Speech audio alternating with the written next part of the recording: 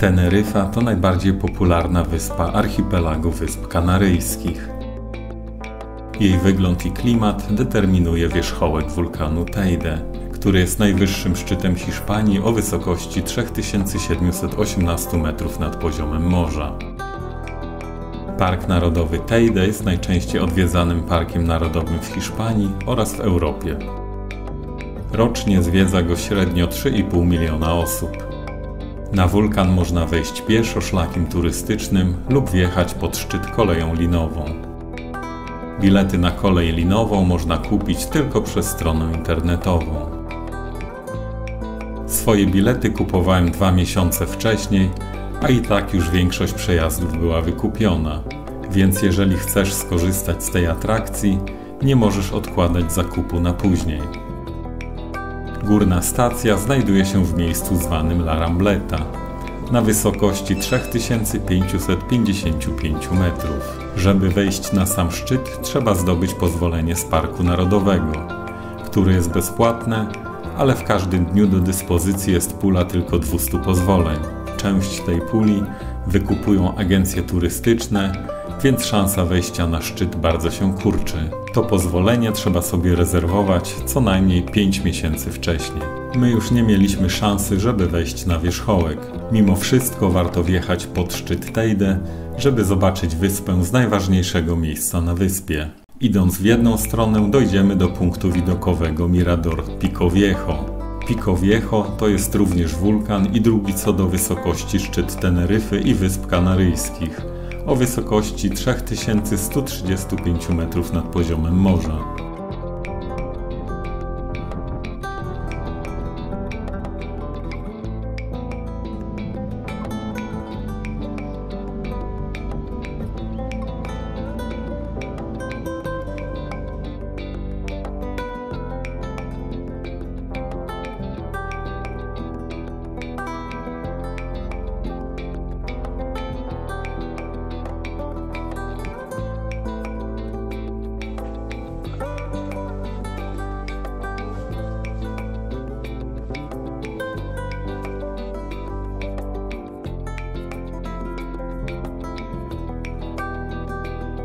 Idąc w przeciwną stronę dojdziemy do Mirador Fortaleza. W dole widzimy dolinę miast La Guancha i La Orotava, a za plecami mamy wierzchołek wulkanu Teide. Wulkan Teide ma znaczący wpływ na klimat Teneryfy. Klimat na południu wyspy jest bardziej suchy niż na północy, a temperatury są wyższe. W związku z tym roślinność na północnym wybrzeżu rozwija się bujniej. Wycieczkę do Loro Parku planowałem bez entuzjazmu, bo czym może zaskoczyć kolejny ogród zoologiczny? Tym bardziej, że bilety wstępu są dosyć drogie. Na szczęście był to pierwszy punkt zwiedzania w ciągu dnia, dzięki czemu przybyliśmy krótko po otwarciu i mogliśmy uczestniczyć we wszystkich pokazach.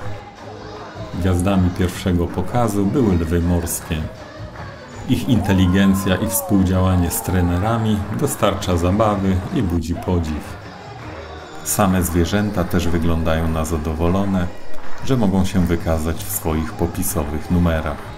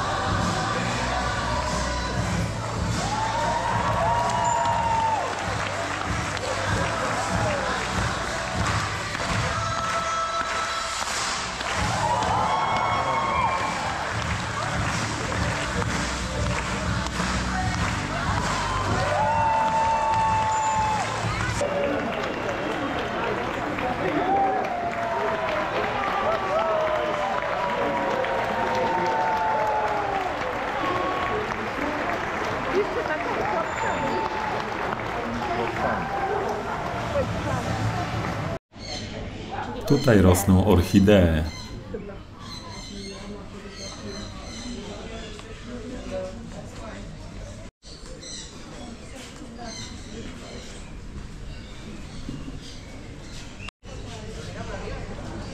Potem przyszła pora, żeby zaprezentować umiejętności papug.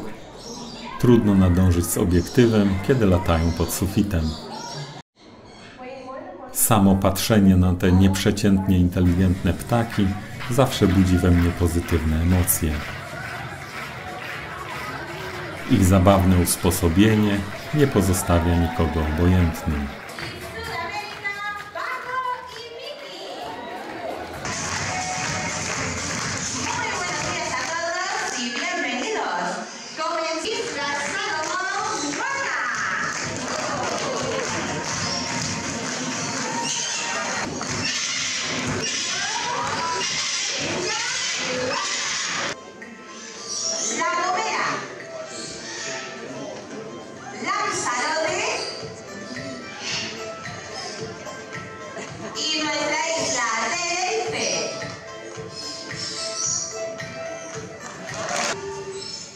¿Quieres saludar? Want to say hello? ¿Qué le decimos a todos? Buenos días, Paco. Mira, Paco, ¿tú me darías un besito? Uno con amor.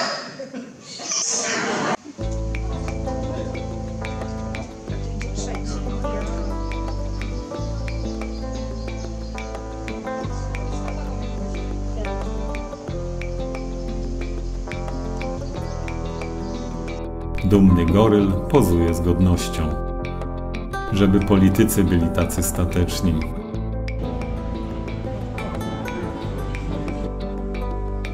Są też mniejsi kuzyni, szympansy.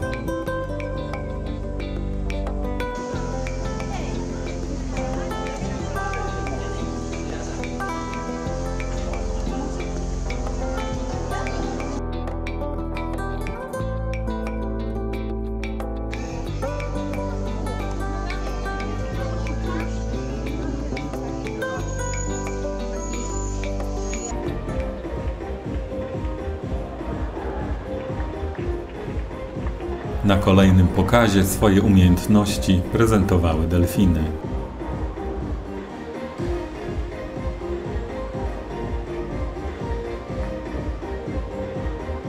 Można zobaczyć klasyczne skoki, pojedynczo i grupowo.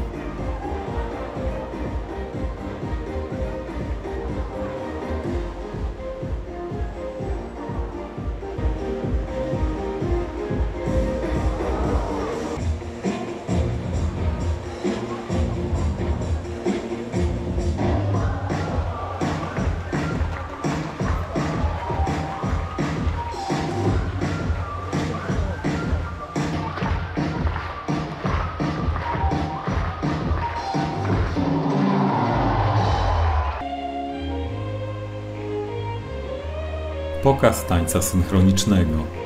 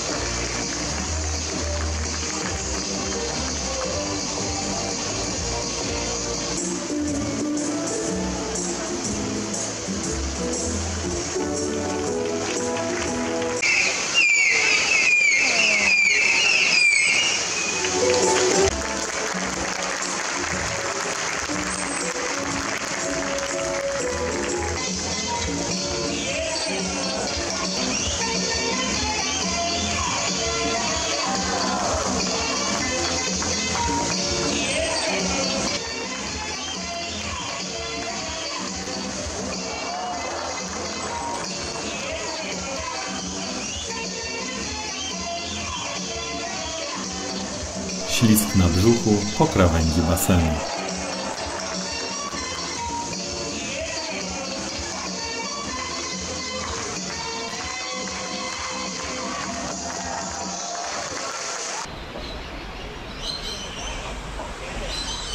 Kolejną atrakcją jest przejście przez dużą wolierę, ścieżką zbudowaną wśród konarów drzew.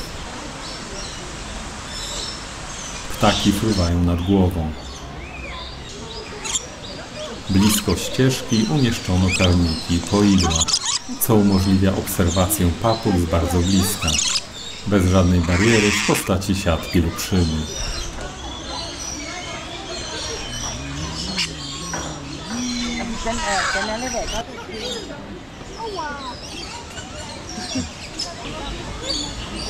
Arbuzem dostała? Tak. Jedzeniem. Robienie fotek z bliska zakończyło się arbuzem we włosach i na odzieży.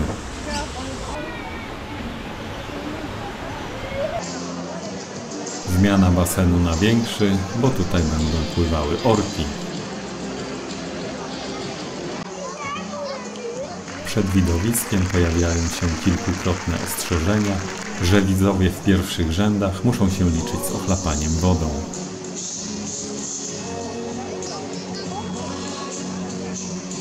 Część publiczności zakłada foliowe płaszcze. Niektórzy się przesiadają do wyższych rzędów. Najwięksi twardziele siedzą dalej, niewzruszeni na swoich miejscach.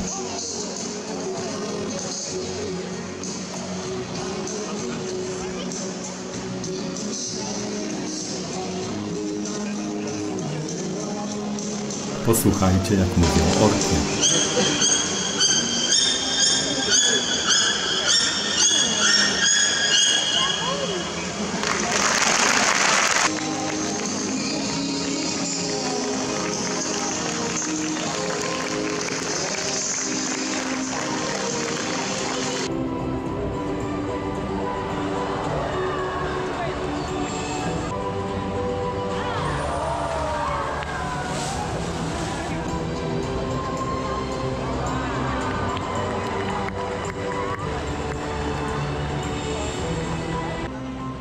Nie brakuje efektownych skoków, w tym takich, które mają za zadanie wychlapać jak największą ilość wody z basenu na publiczność zasiadającą w pierwszych rzędach.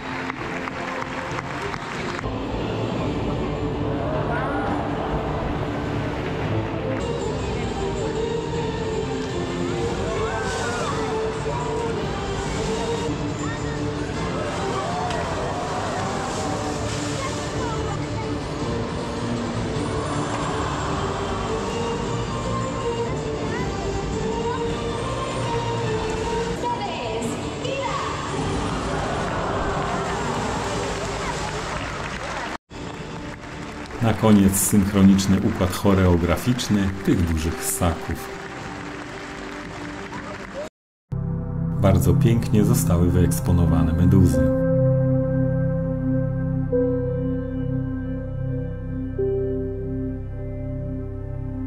Pingwiny chodziły na wybiegu zewnętrznym, a także w specjalnie dla nich wybudowanym obiekcie. Budynek dla pingwinów to taka namiastka Antarktydy. Tutaj nawet pada śnieg. Taki przedsmak Antarktydy za szybko. Dzięki ruchomemu chodnikowi możemy oglądać kolonię pingwinów dookoła, zarówno na lądzie, jak i pod wodą.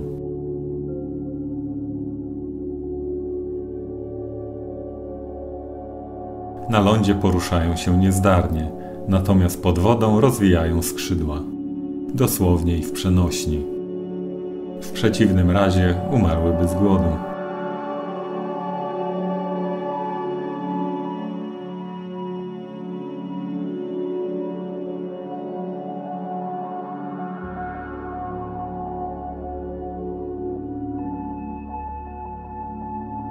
Są też inne ptaki, które świetnie nurkują.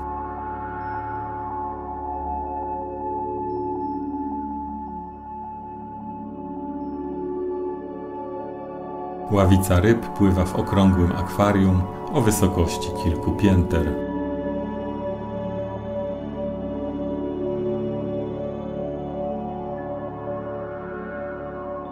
W tunelu przechodzącym przez akwarium możemy bardziej zbliżyć się do podwodnego świata. Płaszczki i rekiny na wyciągnięcie ręki.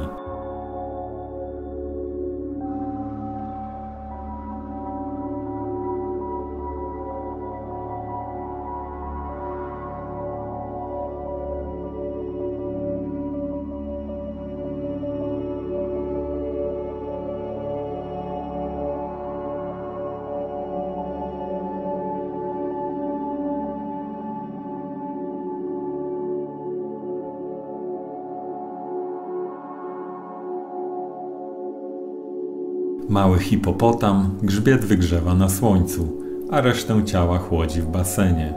Ryby wykonują czynności kosmetyczne. Dostojne flamingi. Leniwiec wisiał nieruchomo przez cały czas, nie zważając na gości.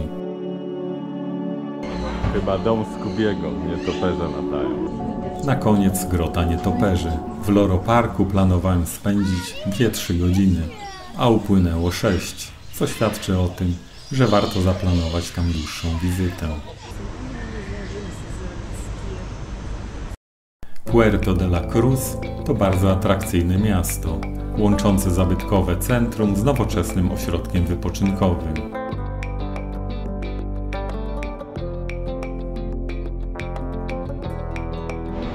Czarne plaże przypominają o wulkanicznej genezie archipelagu.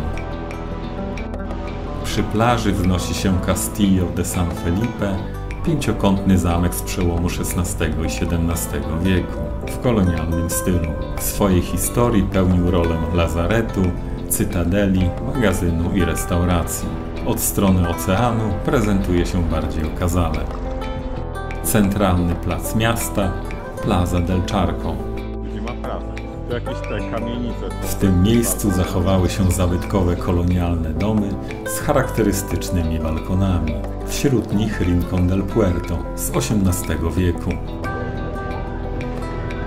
Nie brak nowszych budynków z XX wieku.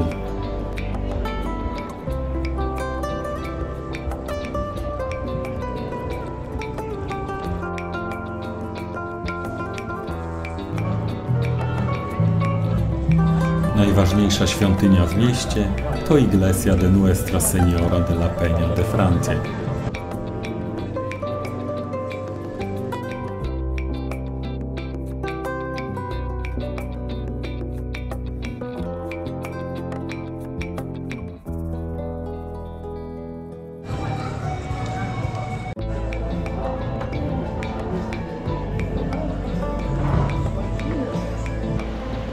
Poszarpane skaliste wybrzeże i wiecznie niespokojne wody tworzą spektakl natury na tle murów miasta.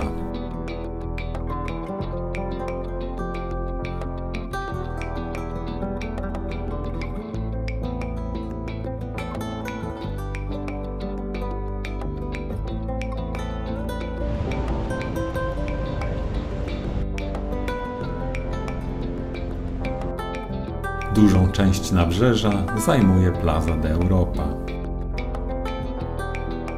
Plaza de Europa.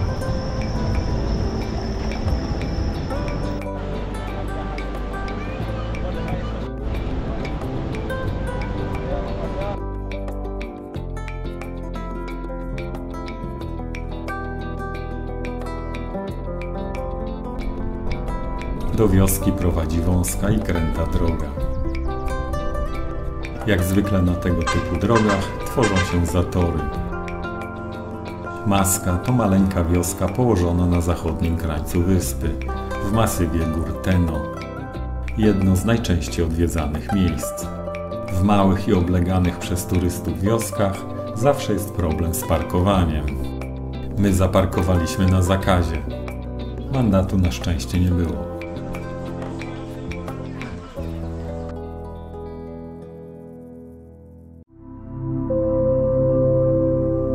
Nieco bardziej na południe możemy podziwiać potężne nadmorskie klify Los Gigantes.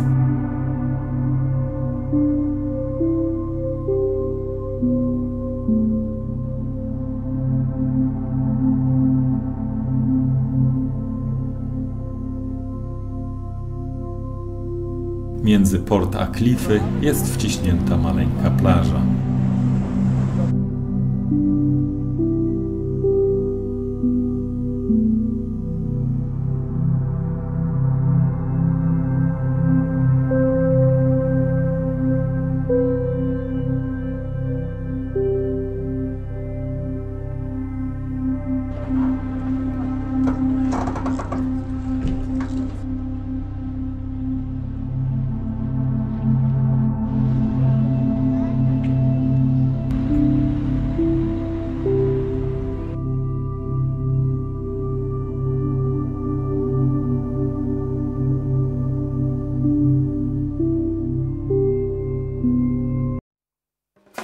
Najbardziej znanym kąpieliskiem na południu wyspy jest Los Cristianos i sąsiednia miejscowość Playa de las Americas.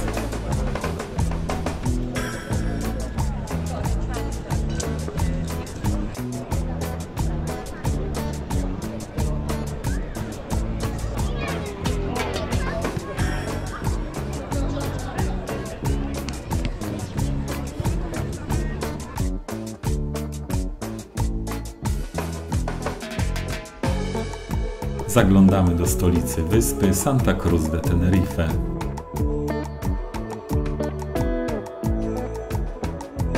Jesteśmy w czasie, kiedy kończy się karnawał. Ulice prowadzące do centrum miasta są w wielu miejscach pozamykane i zmieniono mocno organizację ruchu. Widać gruntowne sprzątanie ulic po wczorajszej imprezie.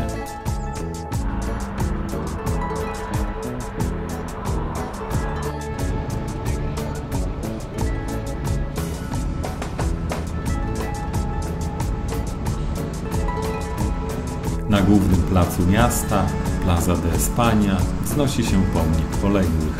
Pomnik składa się z 4 elementów: alegorii ojczyzny trzymającej poległych, uskrzydlonej kobiety symbolizującej zwycięstwo i nawiązującej do morskich wypraw, 2 postaci żołnierzy z mieczem w ręku, reprezentujących wartości obywatelskie i wojskowe.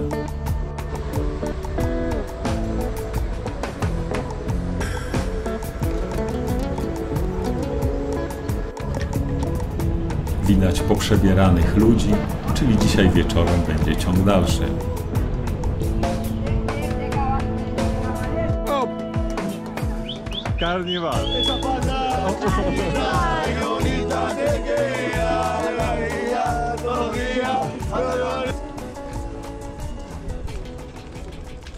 Hop, hop!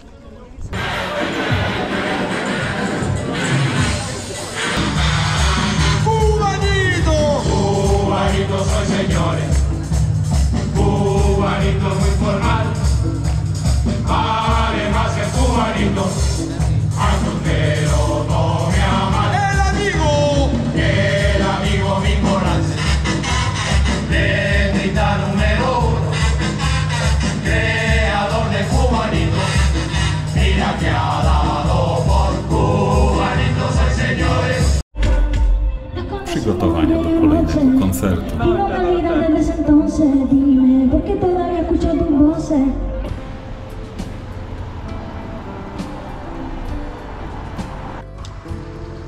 Park García Sanabria to duży park miejski położony w centrum miasta.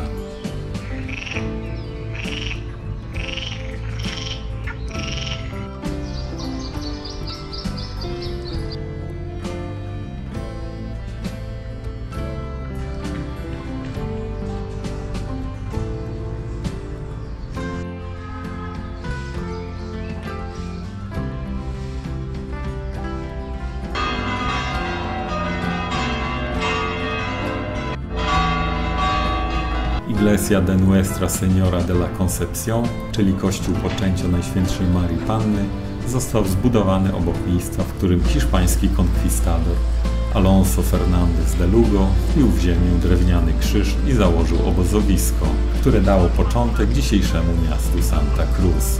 Wojsko pod dowództwem de Lugo bezlitośnie mordowało rdzenną ludność. Ostatecznie przeżyła garstka Guanczów, która przeszła na katolicyzm i podporządkowała się nowym rządom. Bardzo smutny rozdział w historii tej pięknej wyspy. Auditorium Tenerife jest siedzibą Orkiestry Symfonicznej Teneryfy i jest uważane za jeden z najwybitniejszych przykładów architektury współczesnej. Skojarzenie z operą w Sydney nasuwa się samo. Budowę rozpoczęto w 1997 roku, a ukończono w 2003 roku. Budynek można zobaczyć w filmie Rambo 5 – Ostatnia krew z 2019 roku. Obok widzimy Torres de Santa Cruz, kompleks mieszkalny składający się z dwóch bliźniaczych wież. Wieże mierzą 120 metrów wysokości, co czyni je najwyższymi wieżowcami na Wyspach Kanaryjskich. Prace budowlane rozpoczęły się w 2001 roku i zostały wstrzymane na kilka lat po atakach na World Trade Center w Nowym Jorku. Projekt ukończono w 2006 roku. Charakterystyczna rzeźba Cesara Manrique. Zamek Świętego Jana Chrzciciela, Castillo de San Juan Bautista. Jak widać, na Teneryfie też padają deszcze. Niedaleko stolicy jest położone kolejne urokliwe miasto.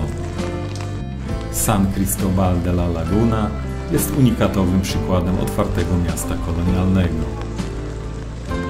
Miasto było pierwszą stolicą wyspy.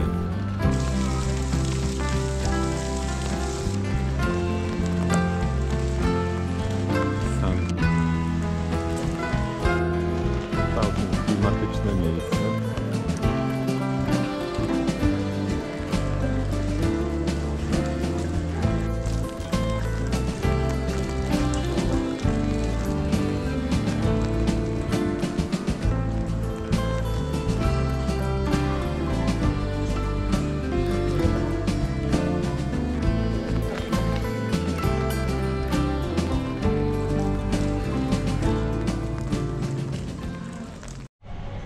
Icod de los Vinos zaskoczyło nas już na parkingu nietypową smoczą wystawą, która ma zapewne nawiązywać do najsłynniejszego smoczego drzewa na wyspie.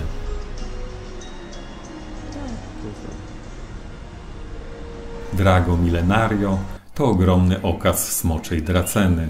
Z botanicznego punktu widzenia jest to zdrewniała roślina zielna, a nie drzewo. Ten okaz jest największym i najdłużej żyjącym przedstawicielem swojego gatunku na świecie. Wysokość drzewa wynosi około 18 metrów, a średnica korony osiągnęła około 20 metrów. W 1984 roku zmieniono przebieg lokalnej drogi, aby uratować to drzewo. Najbardziej wiarygodny szacunek wieku dla smoczego drzewa z Icod wynosi około 700 lat. Smocze drzewo nie wytwarza słojów ani nie odnawia kory w sposób cykliczny, dlatego bardzo trudno jest dokładnie określić jego wiek. Wokół prastarej draceny rozciąga się 3-hektarowy park, w którym można podziwiać różnorodną florę Wysp Kanaryjskich.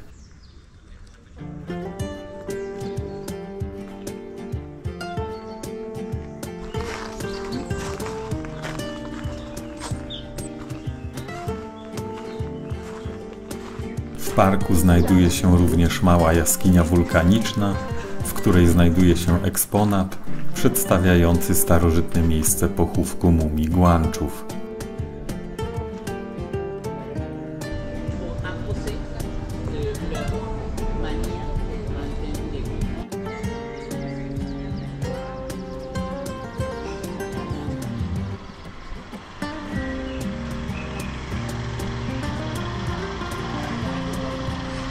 Miasto jest w typowo kanaryjskim stylu.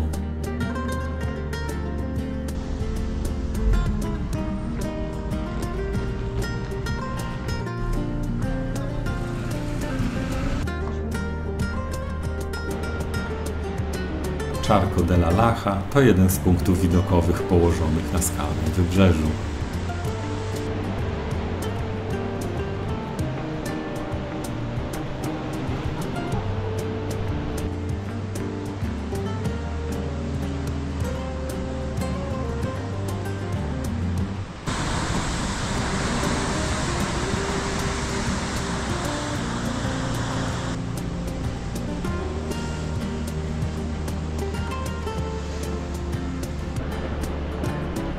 Candelaria.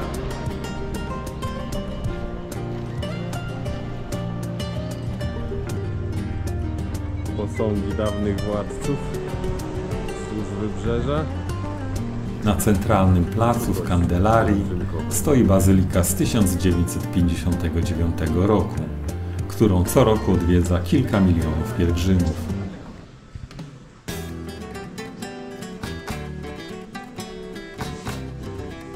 Obok bazyliki na nadmorskiej promenadzie ustawiono figury 9 dawnych władców wyspy.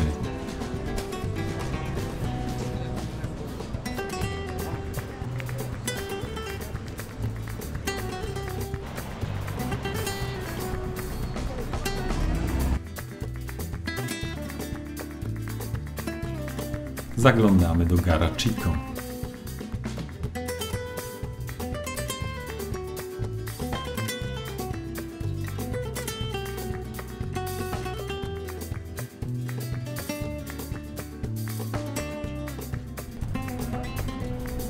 W centrum miasta wznosi się najstarsza budowla w Garachico, klasztor świętego Franciszka z Asyżu, wzniesiony w 1524 roku.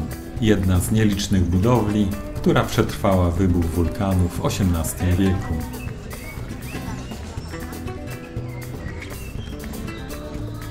Naprzeciwko stoi kościół świętej Anny z majestatyczną wieżą.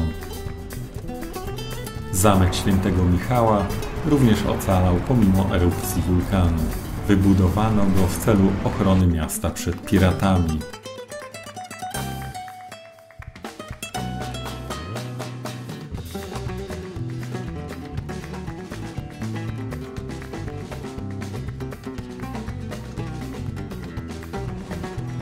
Güímar słynie z kamiennych piramid. Niestety nie ma żadnych przesłanek, aby powiązać ich powstanie z jakąś pradawną cywilizacją. Najprawdopodobniej powstały w XIX wieku. W ten sposób składowano kamienie zebrane z pól uprawnych. Zadziwiająca jest precyzja i symetria piramid, jak na stosy kamieni zebranych z pola. W tym czasie uprawiano tutaj opuncję figową, na której żerował pasożytniczy owad z rzędu pluskwiaków, Cochenilla carminowa. Z pluskwiaka do dzisiaj produkuje się naturalny czerwony barwnik, stosowany w przemyśle spożywczym i kosmetycznym. Tutaj dosyć brutalne W budynku można zobaczyć ekspozycję poświęconą podróżnikowi Thorowi Heyerdahlowi. W 1970 roku Heyerdahl zbudował z papirusu łódź Ra-2 na wzór starożytnych łodzi egipskich. 7-osobowa załoga przepłynęła w tej łodzi Atlantyk, udowadniając, że starożytni Egipcjanie mogli dotrzeć do Ameryki. Replika tej łodzi jest wystawiona w Güímar.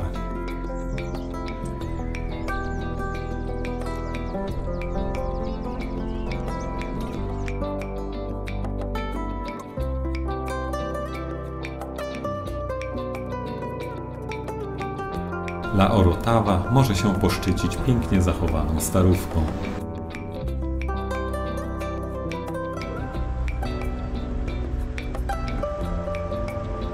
Większość budynków pochodzi z XVII i XVIII wieku.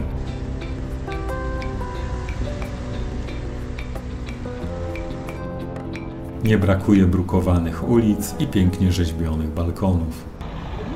Ten styl najpełniej reprezentuje dom balkonów, Casa de los Balcones, który posiada 5 rzeźbionych balkonów.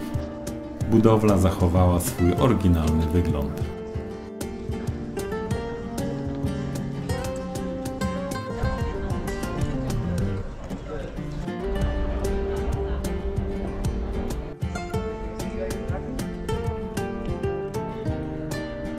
Trasa młynów wspina się stromą ulicą. Tak, tutaj się zaczyna Ruta de los Molinos. Tu wystaje osioł, tylko trochę sztuczny. Z 13 młynów zachowało się 9, a 3 jeszcze funkcjonują.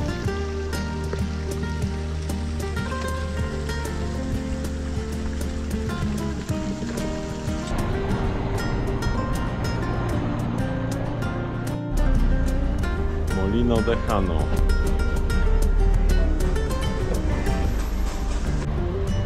I kolejny młyn.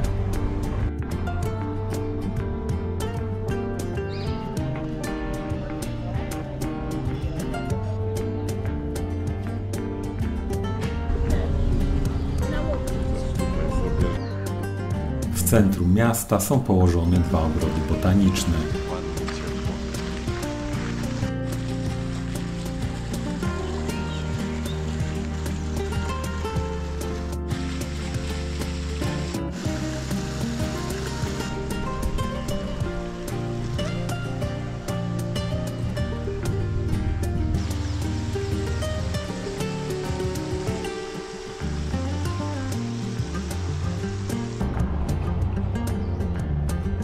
W ogrodzie Hijuela w oczy rzuca się okaz Draceny.